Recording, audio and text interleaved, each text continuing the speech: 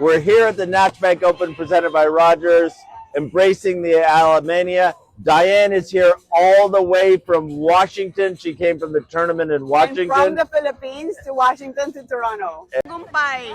We're very proud of Alex. Very proud of her. Mabangis! Yes. Sa Sunday ulit! The best.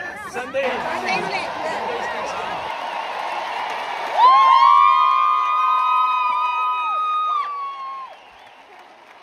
Kagulat World, parang hindi na simpleng tennis tournament ang nangyayari ngayon sa Toronto.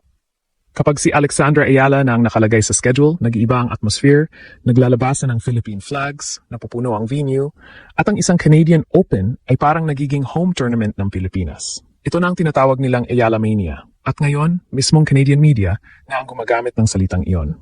Sportsnet even described the National Bank Open as beginning to feel like a Filipino festival habang patuloy ang takeover ni Alex sa Toronto.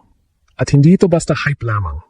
Bago pa man magsimula ang kanyang opening match, napabalita ng sold out ang unang laro ni Alex sa National Bank Open.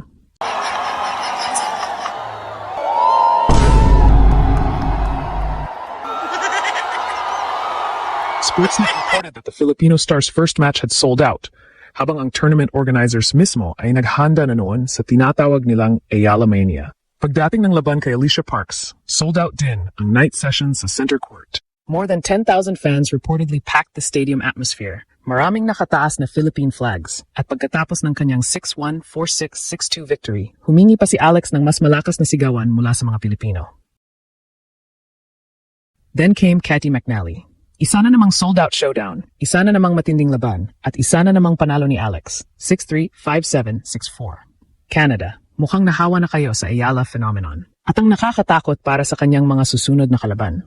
Mukhang nagsisimula pa lang ito. Kung gusto nating maintindihan kung gaano kalaki ang nangyayari kay Alex ngayon, huwag lang nating tingnan ang scoreboard. Tingnan natin ang mga upuan. Tingnan natin ang mga bandila. Tingnan natin kung sino ang pinakamalakas palakpakan ng crowd. At higit sa lahat, tingnan natin kung paano napipilitang mag-adjust ang isang malaking WTA 1000 tournament dahil sa demand na dala ng isang 21-year-old Filipina. Bago dumating si Alex sa Toronto, may warning signs na. Fresh from her incredible run in Washington, where she captured her breakthrough WTA 500 singles championship, dumating siya sa Canada na hindi na simpleng rising prospect. She arrived as one of the hottest names on the women's tour. The National Bank Open itself published a feature titled The Calm Before Ayala Mania Hits Toronto. Imagine that. Hindi Philippine media, Hindi Filipino fan page. Tournament organizers mismo sa Canada ang gumagamit ng Ayala Mania. At agad nilang nakita kung bakit. The demand for her first match became extraordinary. Sportsnet reported that Alex's opening match at the National Bank Open had sold out. Reports surrounding the event noted how enormous the Filipino support in Toronto had become, and the tournament suddenly had a player capable of turning an ordinary session into one of its hottest tickets. Then she faced Alicia Parks. Hindi lang nanood ang mga tao. They came prepared. Philippine flags everywhere. Filipino fans cheering almost every significant Alex point. At nang manalo si Alex, 6-1, 4-6, 6-2, lalo lamang lumakas ang ingay. The National Bank Open officially announced that the August 5th night session, headlined by Leylah Fernandez and Alex, was sold out. And according to accounts from Toronto, more than 10,000 people filled the center court atmosphere as Alex celebrated and spoke to the crowd after the victory. She acknowledged how many Filipinos were present and how many Philippine flags she could see. Isipin natin iyon. Nasa Canada tayo. May Canadian star na si Leylah Fernandez. May world-class names sa tournament. Pero kapag lumabas si Alex, parang Quezon City, Manila, Cebu at buong Pilipinas ang lumipat pansamantala sa Toronto. At hindi natapos doon. Against Cathy McNally, another huge crowd awaited Alex. The matchup itself was being described ahead of time as a sold-out clash, kaya ang title nating Sold Out Lahat ng Laro ay nagpapakita ng mas malaking phenomenon. Sa sunod-sunod na Alex appearances na naging centerpiece ng Toronto sessions, paulit-ulit nating nakikita ang parehong pattern. Ticket demand, packed center court, Philippine flags, at overwhelming crowd support. Ito ang tunay na sukatan ng star power. Maraming magaling mag-tennis. Maraming mataas ang ranking. Maraming may Grand Slam credentials. Pero hindi lahat kayang gumawa ng ganitong ingay. Hindi lahat kayang magpa-sold out ng session. Hindi lahat kayang gawing cultural event ang isang tennis match. At yun ang bagay na unti-unting naghihiwalay kay Alex sa ordinaryong rising star. She's becoming an attraction. At kapag attraction ka na sa professional sports, ibang level na yon. Hindi na lang ranking points ang dala mo. You bring audiences. You bring television viewers. You bring ticket buyers. You bring communities. At sa kaso ni Alex, dala niya ang napakalaking Filipino diaspora saan man siya magpunta. Washington showed it, Toronto is confirming it, at maaring ito ang magiging normal na eksena sa North American tournaments moving forward. Kaya hindi nakapagtataka na pagkatapos ng kanyang latest victory, Sportsnet described the National Bank Open atmosphere as increasingly resembling a Filipino festival. Hindi natin kailangang imbentuhin ang phenomenon. Canada mismo ang nakakakita nito. Pero siyempre, walang star power na magtatagal kung walang resulta. At dito nagiging mas impressive ang story ni Alex. Against Katie McNally, hindi ito easy victory. Hindi ito straight set demolition. Ito ang tipo ng laban na susubok kung ang isang player ay may championship mentality kapag hindi gumagana ng perfect ang kanyang laro.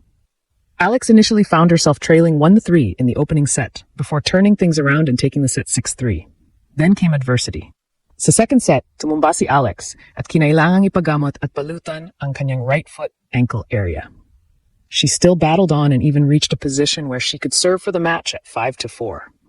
Pero lumaban si McNally. The American captured 3 consecutive games and stole the second set 7-5, forcing the match into a deciding third set. Ito na ngayon ang malaking tanong. Pagod ka na. May ankle scare ka. Nawala ang chance mong tapusin sana sa second set. Nasa deciding set ka laban sa isang kalabang ayaw bumigay. Ano ang gagawin mo? At dito muling ipinakita ni Alex kung bakit ibang klase ang kanyang development ngayon. Hindi siya gumuho. She regrouped. She competed. At sa harap ng napakalakas na Toronto crowd, Alex completed the victory. 6-3, 5-7, 6-4 to advance into the round of 16 of the National Bank Open. 7 consecutive singles victories na ang run na ito ayon sa post-match reporting and discussion surrounding her Toronto campaign. At tandaan natin ang context. Galing siya sa championship run sa Washington. Lumipad papuntang Toronto. Naglaro ng singles, naglaro rin ng doubles kasama si Venus Williams. Then another physically demanding 3-set singles battle. At nananalo pa rin. Kaya pagkatapos ng McNally match, sinabi mismo ni Alex na pakiramdam niya ay I survived. It was an appropriate description of a match where talent alone was not enough. Ito ang klase ng panalo na kailangan ng isang player na gustong maging permanent fixture sa elite level. Dahil kapag nasa top 20, top 10 at championship territory ka na, hindi araw-araw maganda ang forehand mo. Hindi araw-araw perfect ang serve. Hindi araw-araw fresh ang katawan. Sometimes you win because you're simply tougher at the most important moments. And Alex is beginning to demonstrate exactly that. Ang kapalit ng panalo. Another blockbuster challenge. Belinda Bencic. The Swiss star and Olympic gold medalist is confirmed as Alex's opponent in the Canadian Open round of 16. At ngayon, isipin natin kung ano na naman ang puzzling eksena. Another major opponent. Another center court atmosphere. Another sea of Philippine flags.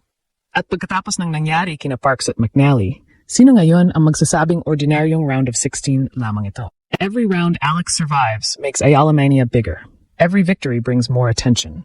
Every packed session tells tournament organizers that this Filipina is becoming one of the most bankable young personalities on the women's tour. At dito talaga ako bilib kay Alex. She isn't becoming famous because of gimmicks. She is forcing people to notice her by winning. Miami opened the world's eyes. Her historic performances continued the rise. Washington elevated her into a champion. And Toronto is showing what happens when sporting success meets one of the most passionate diasporas anywhere in the world. That combination is powerful.